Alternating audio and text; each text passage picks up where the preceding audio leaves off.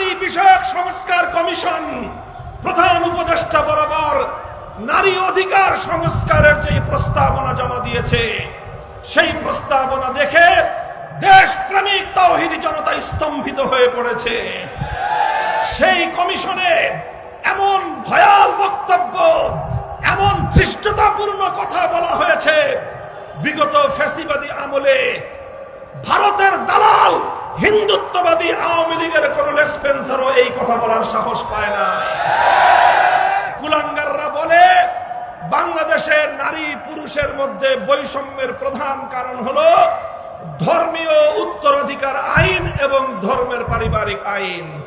আমরা ডক্টর ইউনূস সাহেবকে বলি, এদেশের তাওহীদি জনতা আপনাকে সমর্থন দিয়ে যাচ্ছে, কিন্তু মনে রাখবেন এ সমর্থন নিঃশর্ত সমর্থন নয়।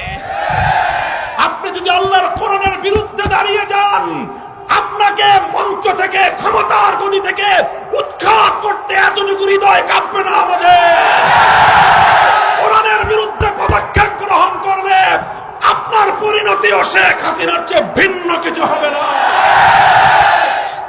আমরা পরিষ্কার ভাষায় বলতে চাই, ইসলাম নারীকে সমান নয় বরং পুরুষের চেয়ে অগ্রাধিকার প্রদান করেছে। আবার বলছি, ইসলাম নারীকে অগ্রাধিকার প্রদান করেছে। বাংলাদেশের আবহমান কাল থেকে চলে আসা সকল নারীরা ইসলাম প্রদত্ত, আল্লাহ প্রদত্ত অধিকার নিয়ে তারা সন্তুষ্ট আছে। কিন্তু এদেশের নারী সমাজের প্রতিনিধিত্ব না নিয়ে তাসলিমা নাসরিন মার্কা কিছু কুলাঙ্গারকে দিয়ে, পশ্চিমা জীবনধারায় বিশ্বাসী কিছু এনজিও কর্মীদেরকে দিয়ে ডক্টর ইউনূস সাহেব নারী কমিশন গঠন করিয়ে আল্লাহর কোরআনের বিরুদ্ধে আপনি কটাক্ষ করিয়েছেন। দাবি তুলতে চাই, 90% মুসলমানের ধর্মীয় অনুভূতিতে আঘাত দেওয়ার জন্য নারী কমিশনের প্রত্যেকের বিরুদ্ধে আইনানুগ ব্যবস্থা গ্রহণ করতে হবে। যদি এই কমিশনের রিপোর্টকে প্রত্যাখ্যান করে, কমিশনকে যদি বাতিল করে, নতুন করে এদেশের সংখ্যাগরিষ্ঠ নারীর অভিপ্রায় অনুযায়ী তাদের প্রতিনিধিত্ব নিশ্চিত করে নতুন কমিশন গঠন না করা হয়, এই নারী কমিশনের সদস্যদের পরিণাম সেই তসলিমা নাসরিনের মতোই ঘটানো হবে। তসলিমা নাসরিন গেছে যেই পথে, নারী কমিশন যাবে সেই পথে।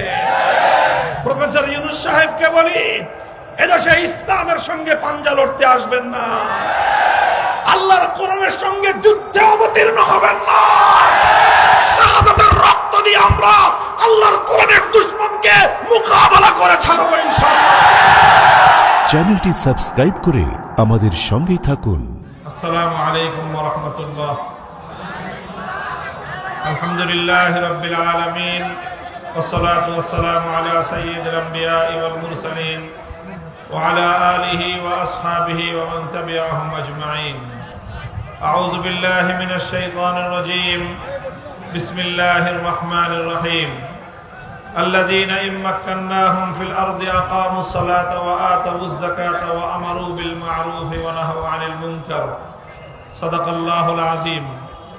বাংলাদেশ খেলাফত মজলিস রংপুর জেলা শাখা কর্তৃক আয়োজিত আজকের এই গণসমাবেশে উপস্থিত সংগ্রামী সভাপতি, উপস্থিত বাংলাদেশ খেলাফত মজলিসের কেন্দ্রীয় মহাসচিব সহ কেন্দ্রীয় নেতৃবৃন্দ, জেলা নেতৃবৃন্দ, সহযোগী সংগঠন সমূহের দায়িত্বশীল ভাইয়েরা, রংপুর ও আশপাশের জেলা থেকে সমবেত বাংলাদেশ খেলাফত মজলিস ও সহযোগী সংগঠন সমূহের সর্বস্তরের দায়িত্বশীল নেতাকর্মী ও দিনদরদি মুসলমান ভাই ও বন্ধুগণ, রংপুরের সর্বস্তরের জেলার অধিবাসীগণ, আমি আজকে আপনাদের এই গণসমাবেশের মঞ্চে দাঁড়িয়ে সর্বপ্রথম মহান আল্লাহ পাক রব্বুল আলামিনের দরবারে শুকরিয়া জ্ঞাপন করছি, যেই মহান রব্বুল আলামিন বাংলাদেশের মানুষের বুকের উপর থেকে জগদ্দল পাথরের মতো চেপে বসা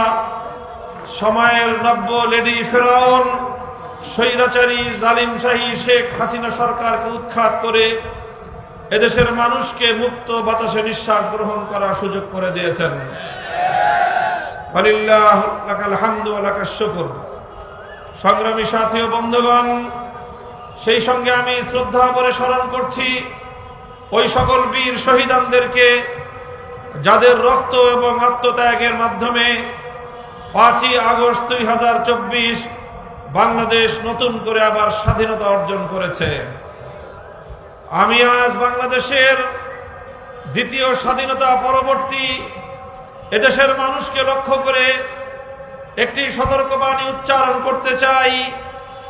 আমাদেরকে ভুলে গেলে চলবে না, স্বাধীনতা অর্জন করা যত কঠিন, স্বাধীনতা রক্ষা করা তার চেয়ে বেশি কঠিন। অতীতে আমাদের তিক্ত অভিজ্ঞতা রয়েছে। 1971 সালে লক্ষ মানুষের রক্তের বিনিময়ে যেই বাংলাদেশ স্বাধীনতা অর্জন করেছিল, জুলুম এবং শোষণ মুক্ত একটি স্বাধীন বাংলাদেশ গড়বার দৃঢ় প্রত্যয় নিয়ে, কিন্তু দুঃখ এবং পরিতাপের বিষয় 1971 সালের 16ই ডিসেম্বর বিজয় অর্জিত হওয়ার পর স্বাধীনতার ফসল বাংলার মানুষ ঘরে তুলতে পারেনি। তার আগেই ছিনতাইকারীরা স্বাধীনতার সুফল ছিনতাই করে নিয়ে গিয়েছে। 1971 সালের মুক্তিযুদ্ধ চলাকালীন সময়ে বাংলাদেশের স্বাধীনতার যুদ্ধে মুক্তিযুদ্ধে নেতৃত্ব দানকারী আওয়ামী লীগের নেতা জনাব শেখ মুজিবুর রহমান সাহেব পশ্চিম পাকিস্তানিদের হেফাজতে বন্দী ছিলেন। সেখান থেকে স্বাধীনতার পরপর তিনি মুক্তি লাভ করে লন্ডনে যান।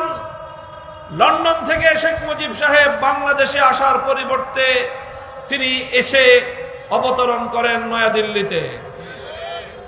স্বাধীন একটি বাংলাদেশ, সদ্য স্বাধীনতা প্রাপ্ত দেশের স্বাধীনতার নেতা তিনি প্রথমে নিজের দেশে না গিয়ে নয়াদিল্লিতে পদার্পণ করার মধ্য দিয়েই বাংলাদেশের স্বাধীনতা ছিনতাই হওয়ার পথ উন্মুক্ত হয়েছিল।